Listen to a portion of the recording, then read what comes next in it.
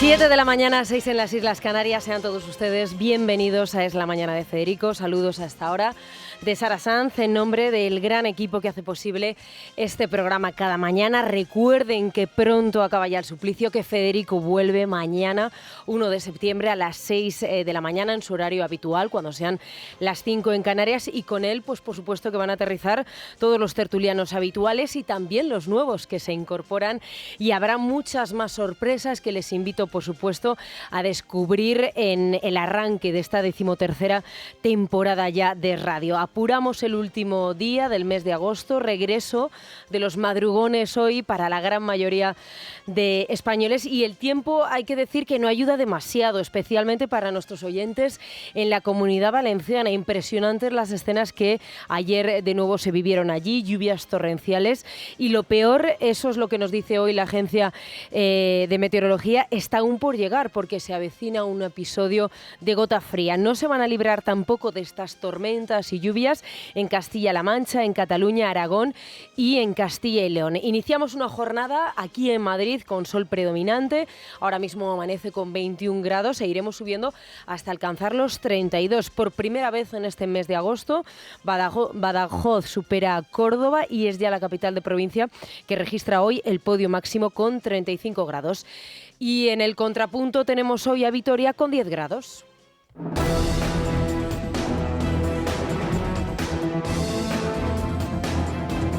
Es la mañana de Federico. Es radio.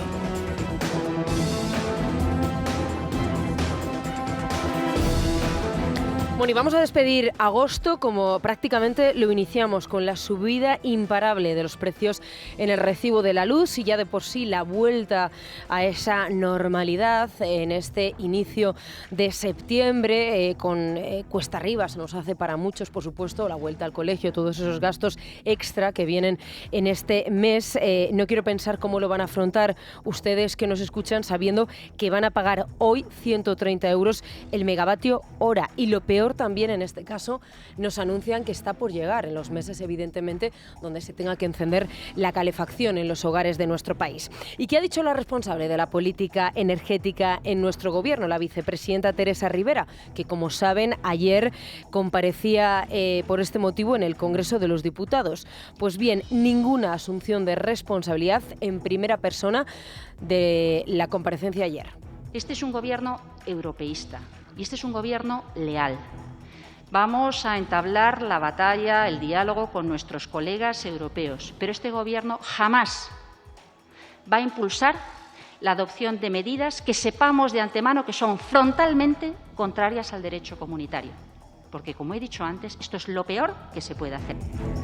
Bueno, argumento totalmente peregrino para quien conoce los precedentes de este gobierno, que suele escurrir el bulto con demasiada frecuencia y se escuda otra vez aquí en Europa. Sí, otra vez Europa es, junto al Partido Popular, la excusa más recurrente que tiene el Ejecutivo para echar la culpa de su propia inacción. Lo vimos cuando había que bajar el IVA de las mascarillas, que al principio era una cuestión de la que decía el gobierno que no era competente, y finalmente el tiempo acabó por quitarles la razón. Una comparecencia, la de ayer de la vicepresidenta, que nos dejaba igual que como estábamos al inicio, a excepción de este sonido.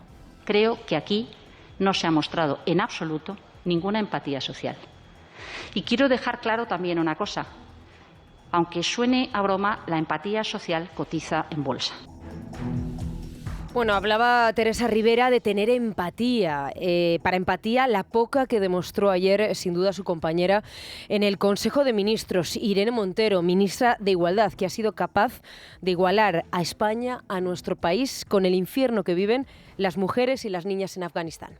Yo creo que todas las culturas y todas las religiones tienen formas y con diferentes niveles de dureza de esa violencia, de oprimir a las mujeres, de disciplinar sus cuerpos y de oprimirlas.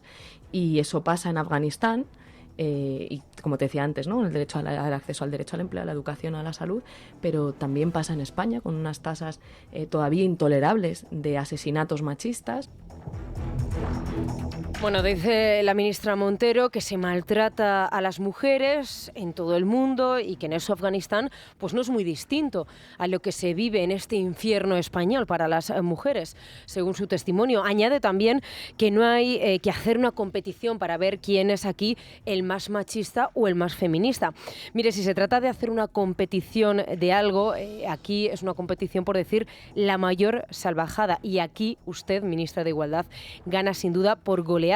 Porque ¿dónde queda la empatía de las que presume esta ministra y este gobierno con todas las mujeres ahora mismo afganas a las que se les va a prohibir trabajar, relacionarse con hombres, siempre y cuando no sean ni su marido ni su padre, que no podrán dejarse ver en público si no es con un burka de por medio?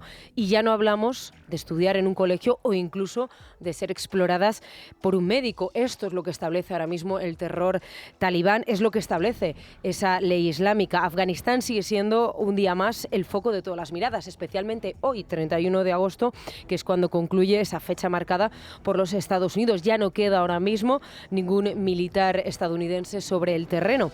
Entregados a su suerte están ahora mismo los miles de afganos que han sido colaboradores de Occidente y que están amenazados de muerte por los talibán. Y en clave estrictamente nacional, aquí en nuestro país, vuelven esos tambores de guerra entre Partido Popular y Vox, si es que alguna vez se han ido durante estos meses de agosto. Ayer reaparecía el líder de Vox, Santiago Abascal, tras el descanso estival, iniciaba el curso político marcando distancias notables con el partido de Pablo Casado.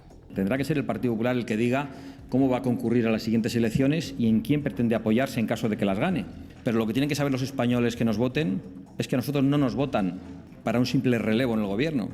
No nos votan para cambiar la cara de Pedro Sánchez por la de Pablo Casado. Nos votan para cambiar políticas. Ni siquiera nos votan para cambiar la cara de Pedro Sánchez por la de Santiago Abascal. Y nadie tendrá nuestro apoyo en ninguna comunidad autónoma y en ningún gobierno si no es de verdad para cambiar políticas. Bueno, en el Partido Popular ayer, tras escuchar a Santiago Abascal, no quisieron echar más leña al fuego, pero lo que sí que hicieron, y en este error suelen incurrir bastante y con bastante frecuencia, fue vender la piel del oso antes de cazarla. Teodoro García Egea es el secretario general del Partido Popular. Un gobierno desaparecido, paralizado, oculto, va a encontrarse con un Partido Popular que ya está preparando el punto de salida para tener preparadas todas las reformas que España necesita. Estamos ya diseñando los primeros consejos de ministros de Pablo Casado como presidente del Gobierno. Ese es el objetivo de esta convención. Bueno, entendemos, en cierta manera, que en el Partido Popular cunda un cierto optimismo después de ver encuestas como la que ayer traía a su portada el diario La Razón, que constatan una victoria si se celebraran elecciones hoy, 31 de agosto. Pero es que quedan 2 años por delante. Por eso no entendemos esas ansias del Partido Popular, que dice ya está elaborando y ya tiene preparado los primeros consejos de ministros de lo que sería Casado como presidente del Gobierno, sin contar antes lo primero con el beneplácito de las urnas, con lo que dictaminen los 47 millones de españoles, y también con ese apoyo de Vox, que parece hoy más lejos que hace unos días, lo cual hace que vuelvan a pecar en la calle Génova 13 de demasiado imprudentes en este caso. Vamos a repasar a esta hora, 7 y 9 minutos de la mañana, 6 y 9 en las Islas Canarias, más noticias que nos deja el día con la ayuda de Daniel Muñoz y Vanessa Vallecillo. Y el curso arranca también en el plano judicial y lo hace en medio de la parálisis de esa renovación del Consejo General del Poder Judicial. El Partido Socialista continúa culpando al Partido Popular de estar obstaculizando ahora mismo la renovación de la cúpula y ayer iniciaba en Twitter una ofensiva sobre este tema. 2 años y medio lleva sin renovarse el Consejo General del Poder Judicial, o lo que es lo mismo, 1000 días. El lunes, día 6, el presidente Carlos Lesmes abrirá el año judicial en presencia del rey con un discurso en el que urge a cubrir las 46 vacantes que hay ahora mismo en el Consejo. 9 son plazas de magistrado en el Supremo y 6 son presidencias de los Tribunales Superiores de Justicia. Según el diario El País, denunciará el bloqueo de los partidos y destacará en su discurso que es el órgano de los jueces el que debe velar por la garantía de independencia. La ministra de Justicia acusa a los populares de acusaciones chantajistas y la socialista Eva Granados de secuestrar el órgano de los jueces. Teodoro García Egea insiste en que lo que piden es que sean los jueces los que elijan a los miembros del Consejo. Su empeño en bloquear es sospechoso. Podemos pensar que la mayoría adulterada, inamovible, que ahora hay en el Consejo General del Poder Judicial es porque quiere instrumentalizarla para sus propios intereses. Los 1000 días de secuestro de la Constitución deben acabar. No es ni siquiera un cálculo y además al Gobierno le lanzamos un mensaje muy claro. La posición que mantiene hoy el Partido Popular sobre avanzar hacia los estándares europeos y estar convencidos de que tienen que ser los jueces los que elijan aparte del Consejo General del Poder Judicial es una posición que mantenemos desde el convencimiento. Bueno, un curso judicial que arranca con muchísimos frentes abiertos sobre la mesa. Oficialmente, ya lo saben, es apertura del año judicial para el próximo lunes, día 6 de septiembre. Entre ellos, los juicios a la familia Pujol o esos recursos a los indultos del procés. Vamos a repasar los más destacados con Miguel Ángel Pérez. ¿Qué tal? Muy buenos días. Buenos días. El nuevo año judicial, que se inicia el próximo 6 de septiembre, arrancará con importantes citas en los tribunales. En las próximas semanas, la Sala Penal del Tribunal Supremo juzgará al secretario de Organización y diputado de Podemos, Alberto Rodríguez, por patear a un policía. La Sala Tercera del mismo tribunal, por su parte, deberá decidir sobre la legalidad del nombramiento de la Fiscal General del Estado, Dolores Delgado, y sobre los recursos presentados contra los indultos a los golpistas del 1O. La Audiencia Nacional juzgará también en los próximos meses al comisario José Bellarejo por 3 piezas de la Operación Tándem, mientras que el Tribunal Constitucional deberá resolver el recurso sobre el segundo estado de alarma contra la pandemia de la COVID-19 que decretó el gobierno de Pedro Sánchez. Bueno, y la readmisión ahora mismo de Baltasar Garzón en la magistratura tras ese dictamen de la ONU será otro de los asuntos calientes que van a marcar el devenir político en las próximas horas. La ministra de Justicia, Pilar Llop, ha confirmado que responderán al escrito del Comité de Derechos Humanos de la ONU, pero no ha avanzado en qué sentido lo resolverán. El Gobierno tiene 6 meses para hacerlo. Según publica Voz Populi, el año pasado el bufete de abogados de Baltasar Garzón registró su mejor ejercicio. Facturó 7,5 millones de euros. Desde que lo fundó en 2012, tras ser inhabilitado por el Tribunal Supremo, lleva ingresados 28 millones de euros. Pilar Llop manifiesta así la postura del Ejecutivo. Acaba de llegar el dictamen del organismo internacional de Naciones Unidas, del Comité de Expertos y Expertas, y ahora tenemos 180 días, 6 meses para estudiarlo. Vamos a proceder a estudiarlo. El Gobierno no se plantea, por supuesto, reconocer al nuevo régimen impuesto por la fuerza. La reflexión que habrá que hacer con nuestros socios y aliados es si hay que desarrollar contactos operativos con las autoridades de facto.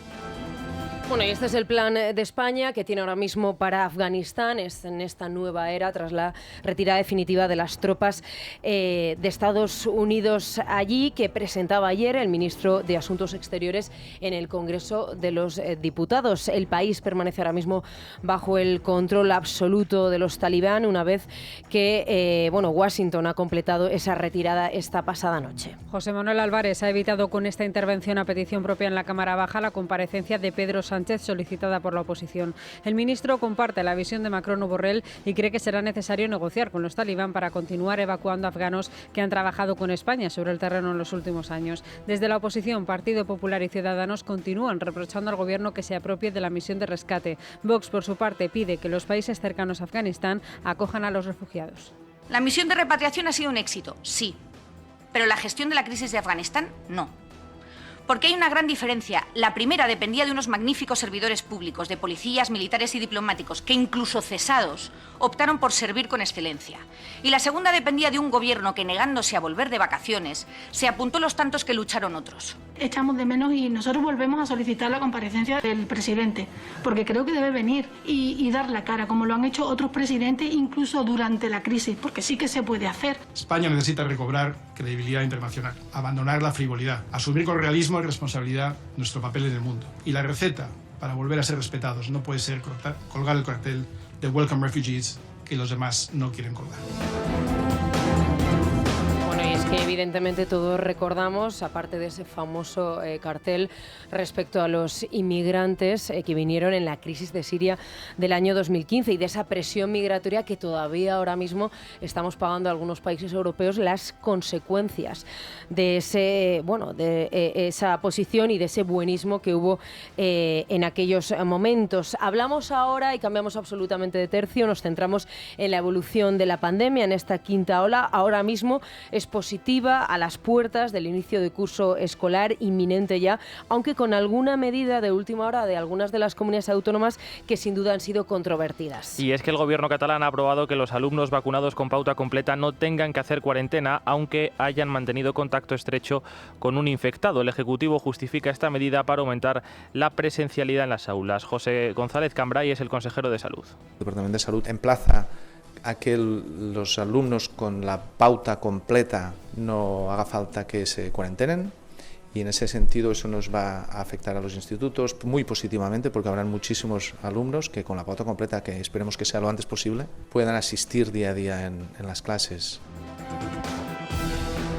Los expertos rechazan esta petición, alegando que los vacunados, aunque en menor medida, pueden contraer el virus y contagiar a otras personas. De hecho, entre los ingresados hay pacientes tanto con una dosis como con pauta completa. Afortunadamente, esa presión hospitalaria va en descenso. Nos lo cuenta Beatriz Dávila. ¿Qué tal? Buenos días. Buenos días. España sale del riesgo extremo por coronavirus por primera vez desde principios del mes de julio. A falta de los datos de Cantabria y Castilla y León, la incidencia acumulada baja, situándose en los 242 casos por cada 100.000 habitantes, aunque sigue siendo elevada en los grupos más jóvenes de entre 12 y 19 y 20 y 29 años.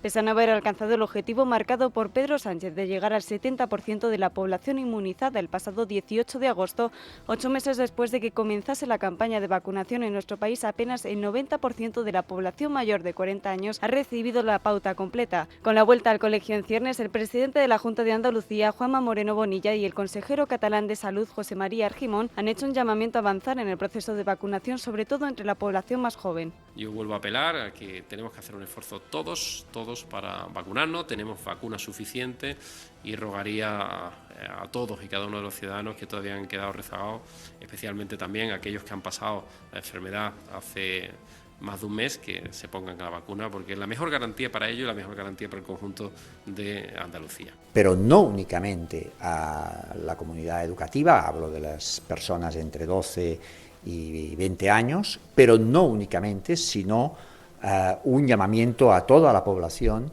porque la manera que podemos tener de poder frenar el avance de la pandemia, claramente, y lo hemos visto durante estos meses, es la vacunación. A pesar de que esta semana podría lograrse la inmunidad de grupo y llegar al 70% de la población, los expertos alertan que a causa de la aparición de las nuevas variantes como la Delta, este objetivo no podría lograrse hasta el próximo mes de octubre. Bueno, y sobre todas estas cuestiones, en torno a las 8:15 de la mañana, vamos a hablar con Amos García Rojas. Él es el presidente de la Asociación Española de Vacunología, para valorar esta decisión que conocimos ayer mismo de Cataluña y que afecta ahora mismo a todos los estudiantes que comienzan en cuestión de días las clases, y también por otra controversia de las últimas horas en torno a la aplicación de una tercera dosis para determinados colectivos que son ahora mismo vulnerables en nuestro país, aunque todavía no hay evidencias científicas al respecto. Por eso, ahora mismo, ni la Agencia Europea del Medicamento ni varios de los gobiernos europeos, como por ejemplo el nuestro en España, todavía no se han decantado por esta medida. Le preguntaremos también, sobre todo, por esa inmunidad de rebaño, por las tasas que parecen haber cambiado ahora mismo con esa variante Delta tan peligrosa y tan contagiosa respecto a la cepa original. Y en Cataluña, precisamente, nos vamos a quedar en estos instantes para abordar la enésima promesa del separatismo. Ayer su presidente, Pere Aragonés, daba un salto en el tiempo, un salto ni más ni menos de casi una década, a las puertas de la Diada y a esa reunión que va a tener lugar entre Gobierno y Generalidad. Pere Aragonés promete que Cataluña será un Estado independiente para 2030, fecha en la que aspira a acoger los Juegos Olímpicos de invierno. El presidente catalán espera que para entonces el Gobierno haya aceptado celebrar un referéndum de autodeterminación. De lo contrario, advierte, habrá un nuevo enfrentamiento. También espera que Pedro Sánchez forme parte de la mesa de negociación. Desde Junts per Catalunya, el Sartadi exige algo más que la mera presencia presencia del presidente del gobierno. Tenemos que ser conscientes de que esta negociación es compleja, que será difícil, que necesitará su tiempo. Pero tenemos que comenzar con buen pie y reconocer la naturaleza política del conflicto y la necesidad de una solución democrática. Nuestro objetivo es la independencia de Cataluña. El referéndum es un medio que es útil tanto para los independentistas como para los que no lo son, porque es una propuesta inclusiva. Para nosotros no només es importante si Pedro Sánchez... Para nosotros no solo es importante si Pedro Sánchez asiste, que sí que lo es, porque también muestra realmente el interés, la credibilidad y la seriedad del espacio que quisiéramos que fuera de negociación, pero es que les da miedo hasta el diálogo. No arribi a ser ni de diàleg. Bueno, enseguida actualizamos la información del tráfico, pero antes nos tenemos que conectar al planeta con Iberia. Son las 7:32 de la mañana, son las 6:32 en el archipiélago canario. Es martes, es 31 de agosto, el último día ya de este mes vacacional por excelencia de todos los españoles. Hoy regresan ya muchos, los madrugones también, por supuesto, para llegar a sus lugares de trabajo. Y el tiempo me temo que no va a acompañar en lo que va a ser una vuelta y un retorno a la normalidad. Hoy se esperan situaciones de inestabilidad en todo el país, en el este peninsular, en zonas orientales de Castilla-La Mancha, Cataluña, Aragón y también en el centro peninsular, particularmente en Castilla y León. Hoy hay alerta amarilla por esas tormentas y lluvias. Lo peor se lo lleva hoy la Comunidad Valenciana, donde la alerta está puesta por esas tormentas y los expertos advierten del cambio de temperaturas totalmente brusco y la llegada inminente de la gota fría. En cuanto a los valores térmicos, sepan que ahora mismo Madrid se encuentra a 21 grados e iremos subiendo hasta los 32, máxima de las máximas, que hoy compete a Badajoz con 35 grados y la mínima en Vitoria con 11 grados.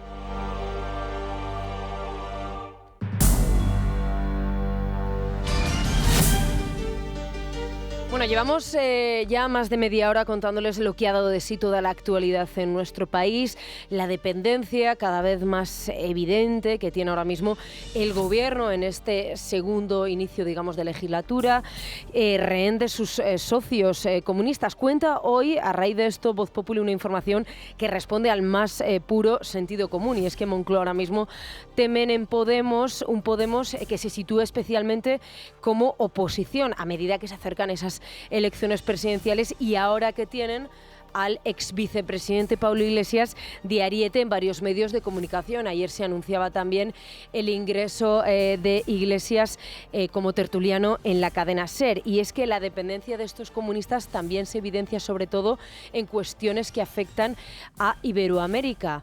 Y aquí también, como sucedió al principio, cuando Pedro Sánchez llegó a la Moncloa, había muchos negacionistas en nuestro país que decían que realmente el poder que iba a tener Iglesias y el Partido Unidas Podemos iba a ser del todo marginal y testimonial. Pues bien, ahora sabemos de facto lo que es que ellos alcancen el poder, y también lo estamos viendo directamente en lo que sucede en el Perú, que camina ya hacia una dictadura comunista. Vamos a comenzar el repaso por estos asuntos de actualidad en este territorio. Repasamos los asuntos con Silvia Ribeiro y con Rubén Fernández. El ministro de Trabajo de Perú, Iber Maraví, ha puesto su cargo a disposición del presidente Castillo al revelarse que fue acusado de un delito de terrorismo en 2004.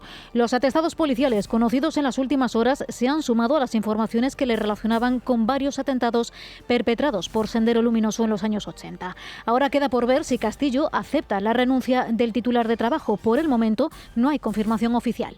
Este martes llega al Consejo de Ministros el anteproyecto de la nueva ley de universidades. Con esta reforma impulsada por el ministro Castells, desaparece la firma del rey en la expedición de títulos académicos y los rectores no tendrán que ser catedráticos. El titular de universidades, que considera elitista la repetición de cursos, sostiene, en línea con la ley CELA, que en la era de Internet no tiene sentido aprender de memoria.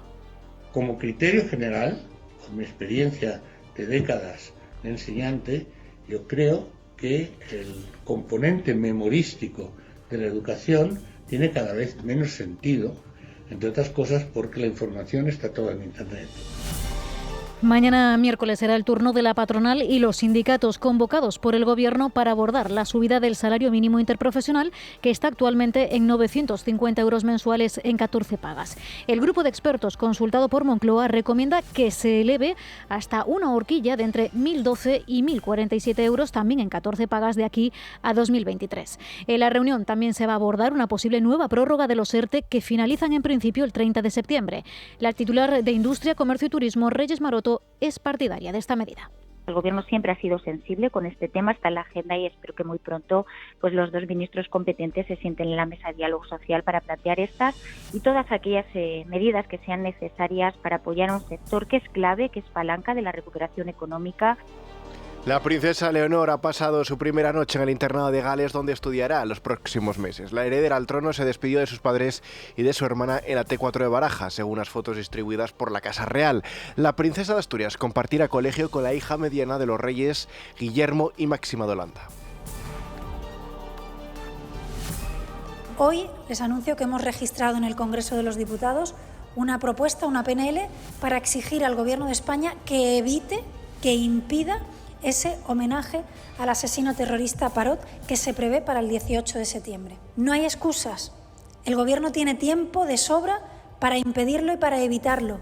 Con la ley en la mano, con las herramientas jurídicas en la mano. Así reclamaba Inés Arrimadas al Gobierno que impida el homenaje al terrorista Henri Parot previsto para el 18 de septiembre en Mondragón. Según una proposición no de ley, Ciudadanos exigirá que no se humille a las víctimas.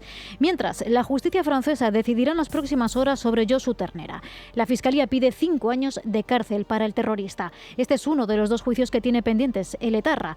Escuchamos a Inmaculada Fuentes, madre del teniente agredido en Alsasua hace 5 años. Para mí, tanta culpa tiene el que hace esto como el que lo consiente. Y repito, no todo cabe debajo de un paraguas de libertad de expresión. Hay ciertas cosas que simplemente es una forma de promover el odio y ya está, y no tiene otra explicación ni otra excusa.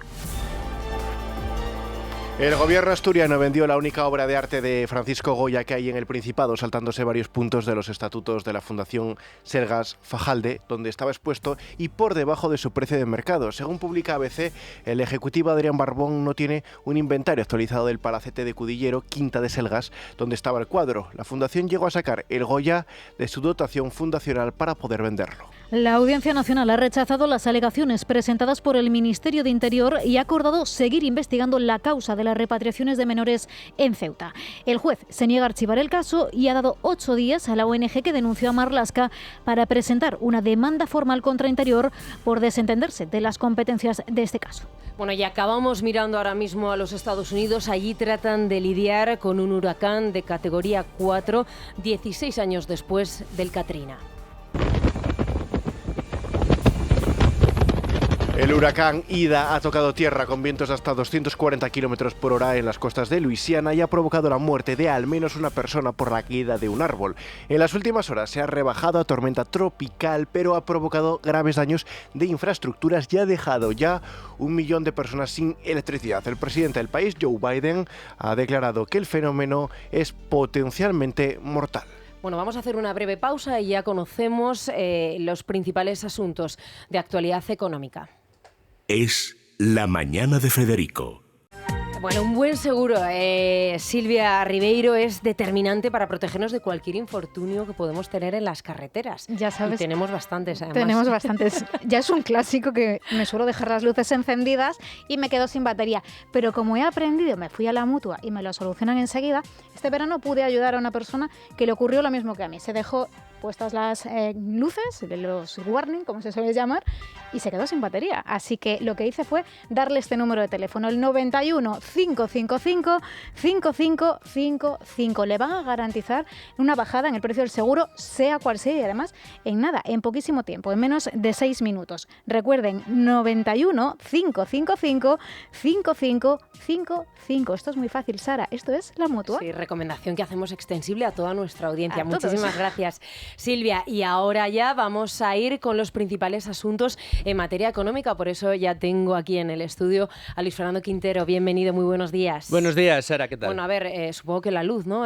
Acapara absolutamente todos los titulares tras la comparecencia ayer, sin grandes titulares de la ministra, de la vicepresidenta de Energía. Sí, la señora Teresa Rivera, la titular de la vicepresidencia, cuarta, si no recuerdo mal, y de Transición Ecológica, que ayer comparecía, que hoy precisamente es protagonista en los medios de comunicación, por varios asuntos, porque es verdad que no desveló grandes cosas, pero sí, porque fijó una línea, que es la línea a la que ya nos tiene acostumbrados el Ejecutivo, pero no es lo mismo hacerlo en una entrevista en la cadena SER que hacerlo en la sede parlamentaria, y además señalar al quien consideras el gran culpable de las subidas de precio. Y para la señora Rivera no es otro que las malditas eléctricas. Y esto lo ha dicho en sede parlamentaria. Ha dicho que han sido las centrales hidroeléctricas en manos de las empresas energéticas las que han hecho que el recibo de la luz suba de una manera notable, olvidándose de los precios del gas, que son los realmente culpables de la subida, además del gran encarecimiento que han tenido esos derechos de emisión de CO2, que no deja de ser ese impuesto que pagamos por ser muy ecologistas y por querer contaminar muy poco. Pero como te digo, es protagonista hoy en la prensa económica, entre otras cosas porque hoy tenemos nuevo máximo histórico, lo contabais antes, hoy vamos a superar los 130 euros por megavatio hora en la tarifa eléctrica, y no porque marque ese precio las centrales hidroeléctricas, sino porque el precio del gas sigue subiendo, y sigue subiendo el precio del gas porque producir energía eléctrica con gas cada día es más caro, no solo porque la materia prima es muy cara, sino porque los derechos de emisión se han duplicado en el último año. Repito, se han duplicado en el último año esa coima que tienen que pagar las empresas por contaminar, y que llega directamente a gestionar la señora Montero, la ministra de Hacienda, que esa sí que es la que se está forrando con estos precios de la luz. El Libre Mercado hoy podemos leer: Teresa Rivera descarta fijar un precio máximo de la luz, pero anticipa cambios en la tarifa regulada. En esta pieza también contamos cómo se ha fijado precisamente en las centrales hidroeléctricas como las grandes culpables de todo lo que sucede, y también nos cuenta el Libre Mercado un reportaje que recomendamos, pues yo creo que es francamente curioso y que, bueno, no sé si marca un cambio de tendencia, pero a los liberales la verdad que algo de esperanza sí que nos da. Solo el 9% de los contribuyentes opina que paga pocos impuestos, y sube de 40 a 46 el porcentaje de españoles que afirma que paga mucho o demasiado al fisco. Cuanta más gente seamos que consideramos que pagamos más conscientes seremos de que los servicios que recibimos a cambio son deficitarios, con lo cual más presión podremos meter a nuestros gobernantes para que dejen de meternos la mano en el bolsillo de la manera en la que lo hacen. En Expansión, ¿qué nos cuentan? Bueno, pues la protagonista del día, el recibo de la luz. Alerta por el alza de la luz, materias primas e inflación.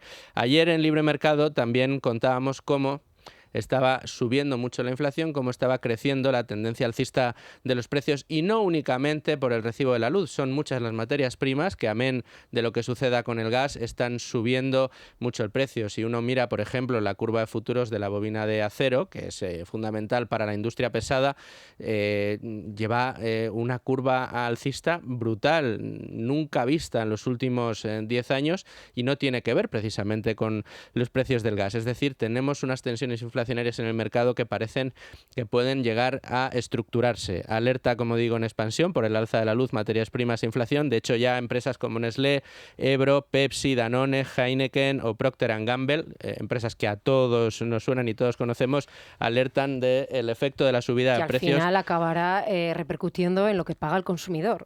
Por supuesto, porque ellos ya lo están notando en sus márgenes, ellos ya están viendo cómo les está subiendo la estructura de costes, cómo les está llegando cada vez menos materia prima y cómo la demanda supera su posibilidad de oferta. Esto tiene un nombre en economía y es subida de precios, y esto es de verdad lo que está preocupando y mucho en los mercados. Por eso tanta atención a lo que decía este fin de semana el presidente de la Reserva Federal norteamericana respecto a las políticas expansivas en el crédito en aquel lado del Atlántico. En este lado habrá que ver qué dicen las autoridades, pero sí es cierto que la inflación empieza a preocupar, y mucho. 8. En Alemania ayer se marcaba el 3,9, en España el IPC está en el 3,3. No veíamos un nivel tan alto de precios desde 2009 y es preocupante, entre otras cosas, porque recordamos a nuestros oyentes que la inflación se traduce en algo muy sencillo. Usted es más pobre. El porcentaje en el que sube la inflación es en el que usted se empobrece. ¿Por qué? Pues porque con el mismo dinero que tiene usted cada vez puede comprar menos cosas. Eso es lo que ha sucedido de manera exagerada en países como Venezuela, como Nigeria, como Argentina, donde la inflación se ha comido directamente la riqueza. Me gusta hoy el titular elegido por El Economista para ilustrar esta subida imparable del recibo de la luz, porque a veces decimos 130 megavatio hora y no somos capaces de saber eso qué traducción tiene a posteriori en nuestra factura de la luz. Pero en El Economista directamente hablan de un porcentaje que implica, por supuesto, cómo se va a encarecer la cesta de la compra al consumidor medio. Sí, y fíjate, porque el titular del Economista es: las familias destinan ya el 5% de sus ingresos a pagar luz, agua y gas. Es un porcentaje importante, porque supone el doble de lo que habitualmente se hace en media. Esto quiere decir que las familias y las empresas en España han encarecido su recibo eléctrico en un 100%. Es decir, la subida de precios para los españoles es de un 100% según esta información, porque pasan de destinar un 2,5% de su presupuesto a prácticamente el 5%. Esto, insisto, es una subida del doble, es doblar el dinero que se destina a la energía eléctrica. Y como bien dices, es solo una parte, porque evidentemente, como se les va a encarecer el recibo no solo de la luz, sino también el de la cesta de la compra, pues ahí ya vamos a ir viendo cómo cada vez tenemos menos dinero disponible y cómo cada vez nos cuesta más llegar a fin de mes. Esto es una realidad y el gobierno sigue intentando matar moscas a cañonazos, no ahonda en el problema y lo único que hace es señalar a un culpable ajeno y en decir que tomará medidas de regulación sin aclarar, que esto es lo más importante casi de la comparecencia de ayer de la señora Rivera, sin aclarar cómo piensa hacerlo. Muchísimas gracias, Luis Fernando. Un placer, Sara. Bueno, 7:50 de la mañana, una hora menos en las Islas Canarias. Te contamos ahora mismo aquí en el radio con las cabeceras regionales toda la actualidad cercana a la de su comunidad y nosotros en 10 minutos regresamos aquí en Es la Mañana. Es Radio. Libertad Digital Televisión sigue creciendo. Ya puedes vernos en nuestras nuevas demarcaciones de Alcobendas, Alcalá de Henares, Fuenlabrada y Collado Villalba. Y por supuesto, en Madrid. Si aún no nos ve, resintonice su televisor y podrá disfrutar de todo nuestro contenido. Programas exclusivos, tertulias, cine, ocio. No lo dude. Empiece a disfrutar de una televisión diferente.